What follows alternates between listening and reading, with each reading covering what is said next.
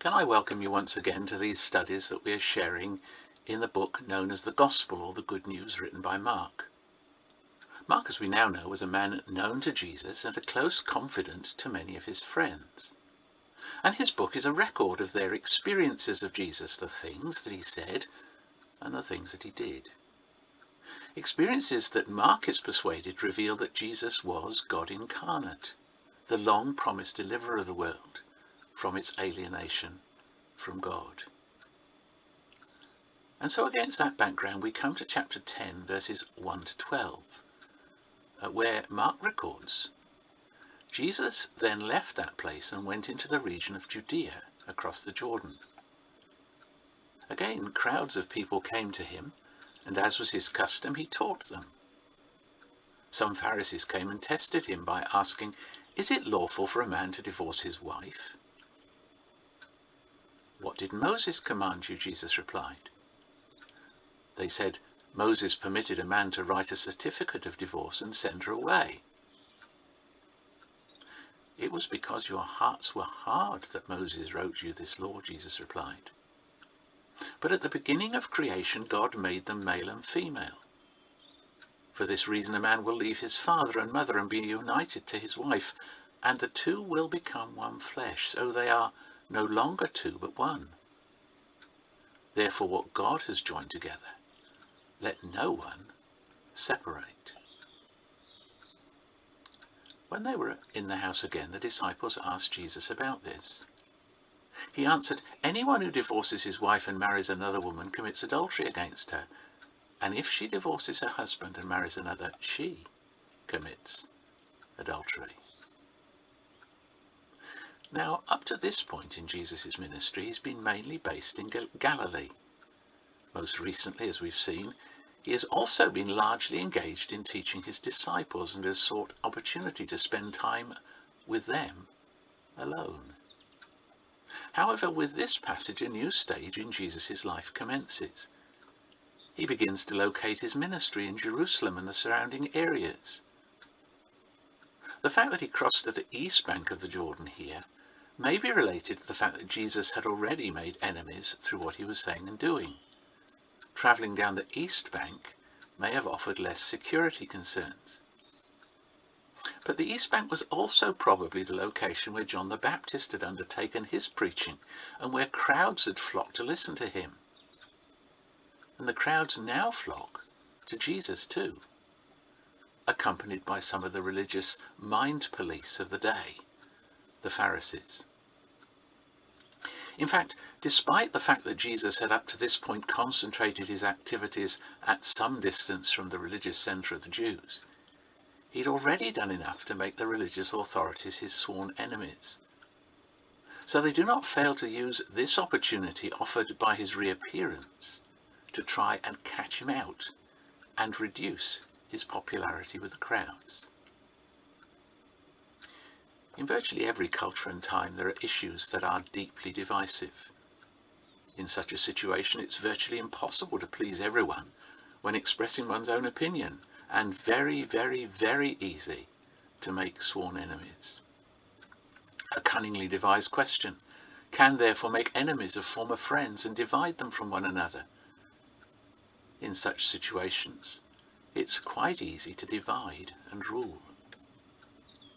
One student of this passage comments that now the Pharisees are asking questions upon doubtful and vexed questions, which were then exciting controversy and which it seemed impossible to answer either way, without giving offence and incurring danger in some influential quarter. As to the specific question here concerning divorce, it may well be significant that this question was raised in Perea, which was part of Herod's territory, and where John had undertaken his ministry and had specifically challenged Herod as to the legitimacy of his marrying his brother's wife. Put another way, the question of divorce was a hot potato in Perea.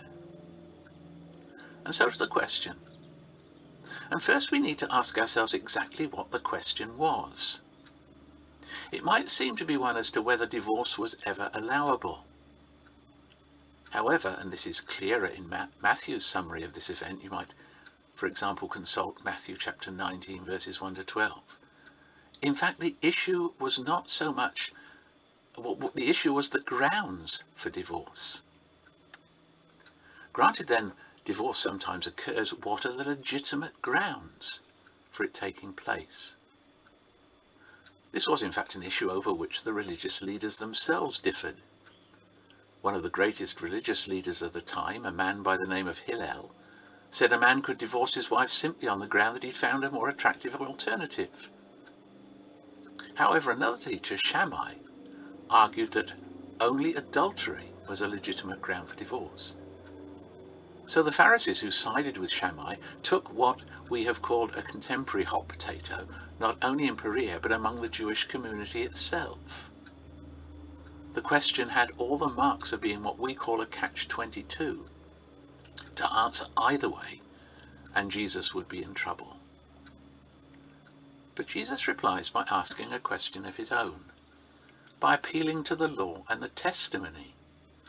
And in so doing, he's reminding all his listeners that it's not what one or another person answers, but what the ultimate authority, the holy writings we know as the Old Testament, actually taught. And it's also important to notice that Jesus uses the word command. In fact, by using this word, Jesus is introducing a distinction that he goes on to develop between a command and a concession. Meanwhile, the answer to the religious leaders is illuminating.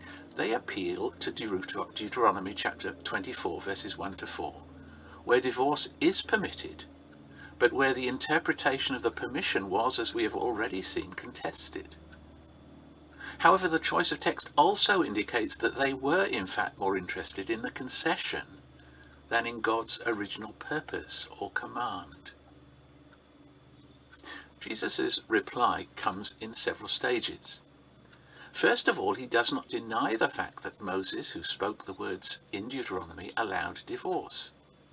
Nor does he suggest that this allowance had been removed.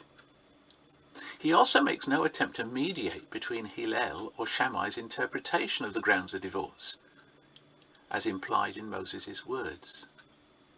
What Jesus does do is emphasize that Moses' law was a concession among other things, apparently given as a merciful concession for the woman's sake, since divorce papers were made mandatory.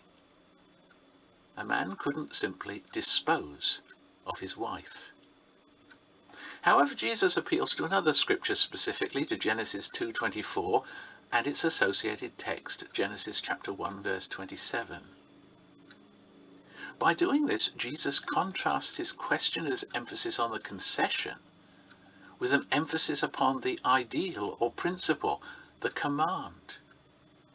The Pharisees wanted to talk about the grounds of divorce, but Jesus about the principles of marriage. And the latter, marriage, was in principle, he said, indissoluble. By focusing on marriage rather than divorce, Jesus was able to avoid the trap placed before him, but also to remind his questioners of their scripture's own teaching as to the nature of marriage. Understandably, Jesus' teaching raised questions in the minds of his disciples, and when the opportunity arose, they interrogated Jesus. In reply, Jesus repeats his essential point and emphasizes both God's purpose in marriage and what breaking this means. But interestingly, there's a new feature here. Certainly as far as Jewish law was concerned, since Jesus implies a husband commit adultery against his wife. If it was grasped at the time, was a bombshell. The religious authorities, who of course were all men, and divided as they were united in discussing their rights, not those of women and wives. However, before we leave this passage, we need to address the question this passage raises. What, in the light of God's purpose for marriage and human failure to sustain it, is the provision which does most to uphold the ideal, while sadly facing the reality of human failure? We note, therefore, that Jesus does not deny that divorce is permissible, and he shows no interest in discussing the grounds for divorce. However, he teaches us The Christian church must find a way to uphold, teach, prepare people for, and sustain couples in the original divine purpose of one man with one woman and for life. Yet at the same time it has to find ways of showing the deep, compassionate sympathy and understanding of Jesus towards those for whom life has not turned out according to these highest ideals. Marriages do break down. Divorce does take place. It's never the best, but it's not the end either.